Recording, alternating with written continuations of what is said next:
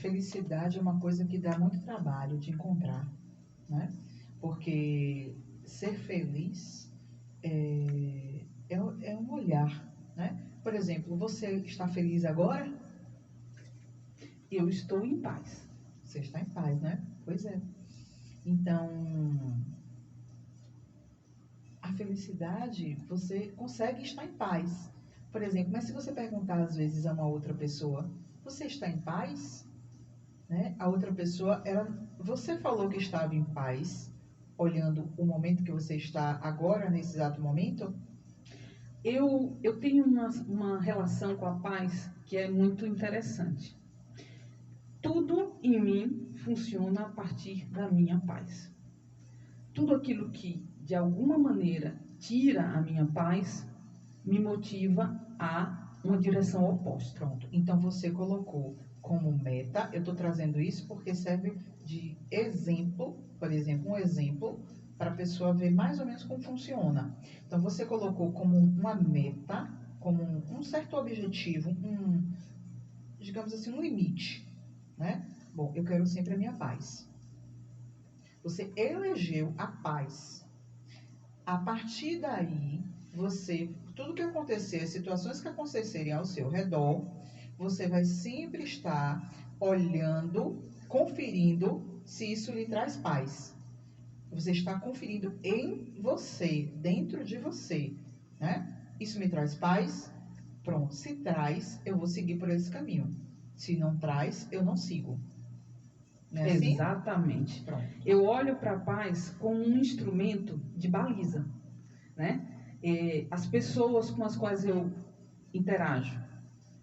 Existem dias que vão pessoas ao escritório que elas estão num nível de agitação, um nível de desequilíbrio, que eu tenho que parar, eu tenho que respirar fundo e tenho que achar o mecanismo de conseguir apaziguar aquela pessoa. Pronto.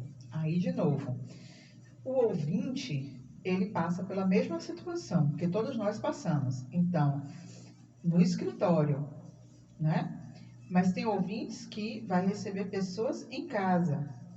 Já tem pessoas que estão no próprio trabalho e também vão lidar com situações. Por exemplo, pessoas que dirigem, né? Caminhoneiros ou, né, carreteiros, eles também vão chegar em um momento que vão ter que lidar com pessoas, né? Então, todos os ouvintes, né, eles percebem que, o mesmo exemplo que você trouxe, acontece na vida deles. Vai ter um momento em que eles vão precisar lidar com situação em que envolve pessoas e estresse, né? Pronto. Aí o que é que você faz? Aí eu faço o seguinte, eu consigo me concentrar, porque eu, até por todo esse trabalho que eu realizo há tantos anos, 27 anos, não Já são foi 27 um treino, dias. hein? Um treino. Exatamente. Perceba que o cérebro da gente funciona com treinamento. Porque se eu tenho um vício de agir sempre daquela forma, na hora que uma situação acontecer, o meu cérebro vai para o mesmo caminho. Lembra aquele ditado do cachimbo? Quem tem o hábito do cachimbo deixa a boca torta. Pronto. O cérebro da gente faz a mesma coisa. Se a gente já tem aquele hábito de se comportar daquele jeito em certas situações, o cérebro vai sempre para aquela mesma situação. Por isso que alguém vai dizer pra gente, você sempre age da mesma forma. Ou então a gente diz pra gente, de novo, você se prometeu que não ia fazer desse jeito e fez de novo. Não é culpa nossa, é culpa do nosso hábito. Então a gente precisa mudar de hábito, porque aí o cérebro da gente vai ter outros caminhos para ir e abandonar o velho hábito. Então, quando você elege a paz, você disse, há muito tempo que eu treino exatamente isso, pelo longo período que eu trabalho e exerço a minha profissão, com pessoas em situações de estresse.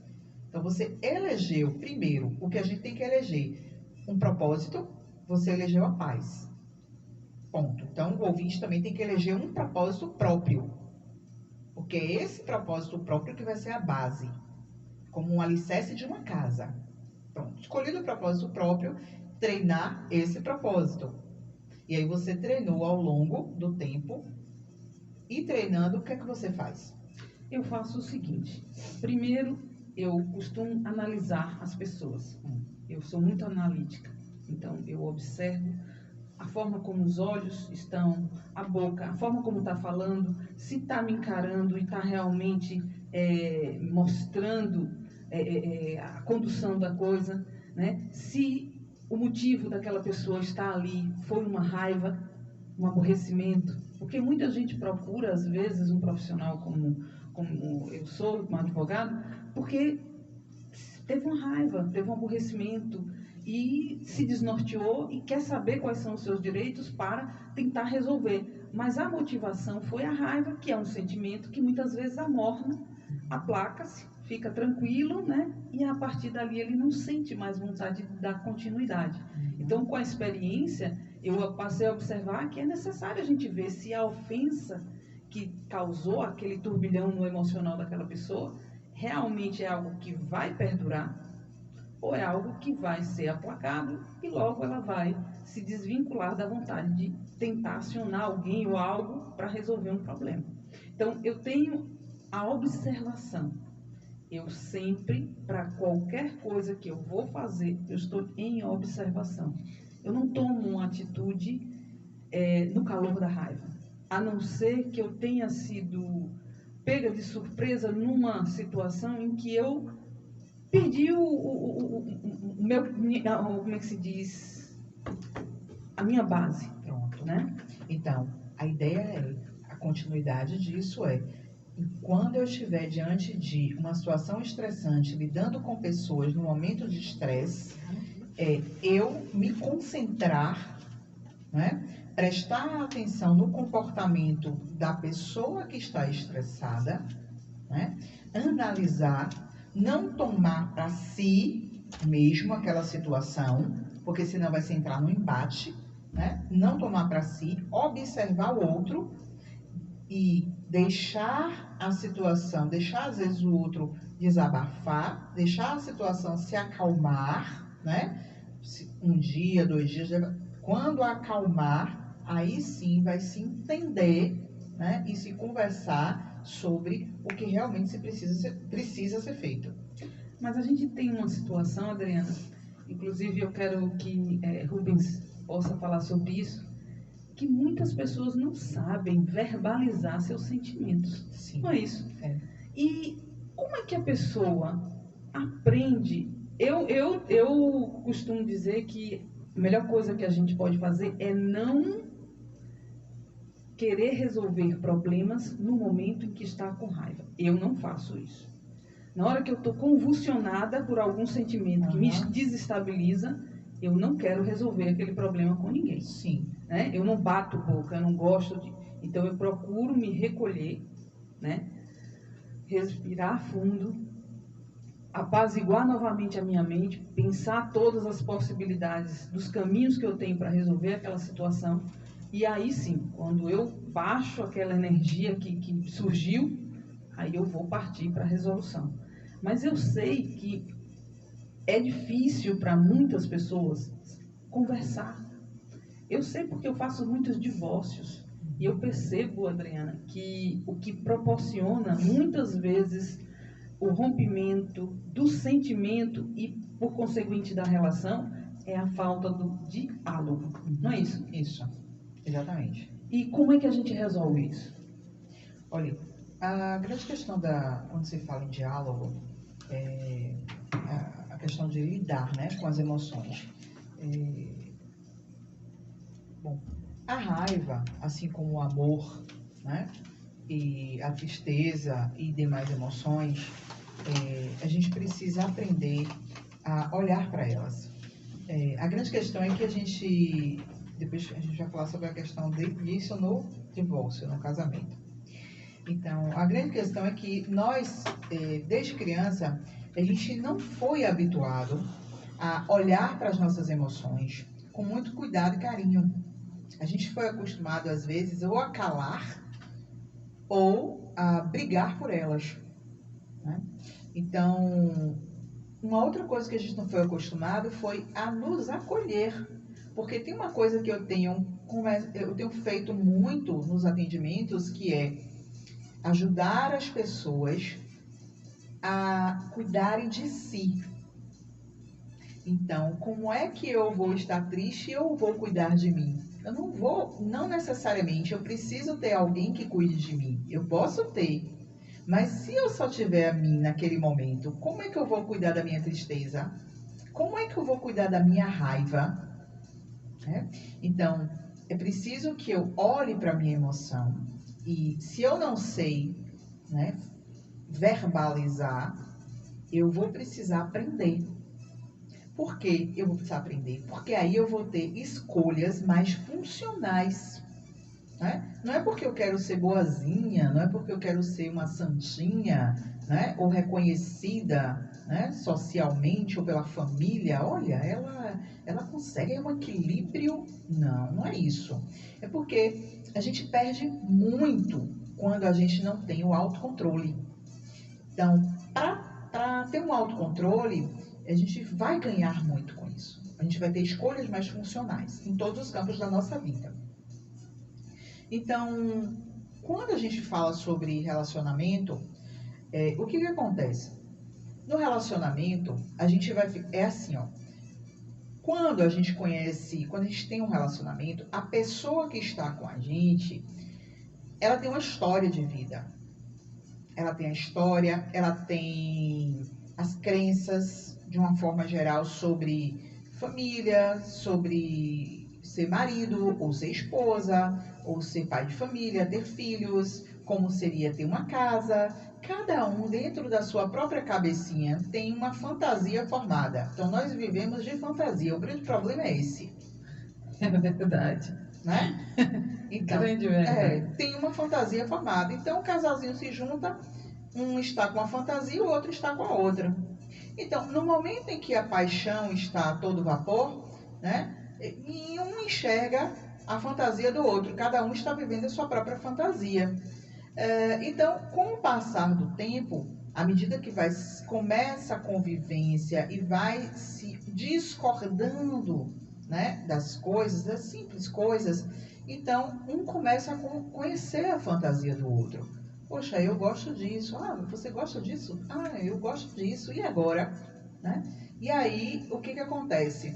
No início tudo bem, mas com o passar do tempo, de acordo com os anos de relacionamento, às vezes a gente passa a se distanciar emocionalmente um do outro, tá? Então, por exemplo, a mulher, né? Vamos falar. A mulher, ela está num trabalho e nesse trabalho ela está ganhando, por exemplo, 3 vezes mais do que o marido. Bom, se for um marido chamado João, João vai dizer: poxa, que ótimo, que maravilha, minha esposa. Poxa, eu tenho o maior orgulho de você por você ter conseguido, né? E aí, na cabeça desse marido, a esposa é uma pessoa como qualquer outra. E é uma mulher cheia de garra que buscou, e então ela é merecedora de tudo aquilo. E que por ele ser homem e ganhar menos, qual o problema? Né? Então, a mente dele traz ele para esses pensamentos, o que nutre uma relação saudável. Mas se ele não fosse João, fosse, sei lá, Firmino. E aí Firmino poderia dizer: cara, eu não estou conseguindo me relacionar mais. Porque eu entendo que a minha esposa, ela merece tudo isso. Mas dentro da minha cabeça não cabe, porque eu aprendi, né, que o homem precisa ganhar mais do que a mulher, precisa sustentar a sua família. Então, eu estou me sentindo péssimo. Eu estou me sentindo menor e eu não consigo mais conviver. E aí, o que acontece? Ele começa a se afastar emocionalmente do relacionamento. Por mais que ele ame, mas a crença limitante dele faz com que ele se afaste do relacionamento. Aí, concomitantemente, a esposa imagina 1000 coisas. Ah, ele não gosta mais de mim? Ou ele não sente mais orgulho de mim? Ou ele me queria abaixo dele? Ou ele é um homem machista? Ou ele... Entende? Aí esses pensamentos fazem o quê? Afastam ela emocionalmente do esposo. E aí, nesse tempo de afastamento, cada um vai criando os seus próprios muros. E esses muros, se eles se amarem, se eles tiverem um propósito de continuar o relacionamento, de querer estar juntos e novamente vencer os desafios, que a vida é de desafios, né? A gente não pode esquecer isso. Se eles quiserem vencer os desafios, eles vão, do mesmo jeito que você falou da sua paz, meu ponto de equilíbrio é a minha paz. Então, meu ponto de equilíbrio é estar casado com a minha esposa que eu amo. Meu ponto de equilíbrio é estar casado com meu esposo que eu amo. Então, vamos vencer esses desafios. Aí, eles dois vão conversar. Eles vão dialogar, demore o tempo que for. Eles vão dialogar e vai chegar um momento em que ele vai perceber que é só uma crença limitante e que ele precisa se libertar dessa crença. E quando ele se libertar, ele vai se sentir muito feliz. E ela também, e vice-versa. E ela vai mostrar para ele que ele não precisa se sentir inseguro, que ela está lá ao lado dele. Então, esse casal vai estar trabalhando juntos para isso, tá? Mas para isso, eles também precisam manter os ouvidos bem vigilantes. Porque virão os outros, né? Os amigos, que talvez não sejam tão amigos, os colegas, os conhecidos, que vão trazer elementos que vai afetar essa dinâmica desse casal nesse sentido. Então, se eles não tiverem fechados ali para o objetivo principal, que é vencer os desafios, né? E a crença limitante de cada um com o propósito do casamento, eles vão se afastar cada vez mais, a comunicação vai se tornar cada vez mais distante. Sem essa comunicação, eu só vou saber o que o outro está sentindo se ele falar e vice-versa. E eu preciso criar um ambiente para que o outro fale. E se eu levantar os muros, os dois levantarem os muros, não vai ter ambiente para conversa. E aí, só virá um ambiente para os mecanismos de fuga. Cada um vai começar a viver dentro de casa a vida que quiser. Vão se afastar cada vez mais. E aí só vai ser chegado o momento do divórcio.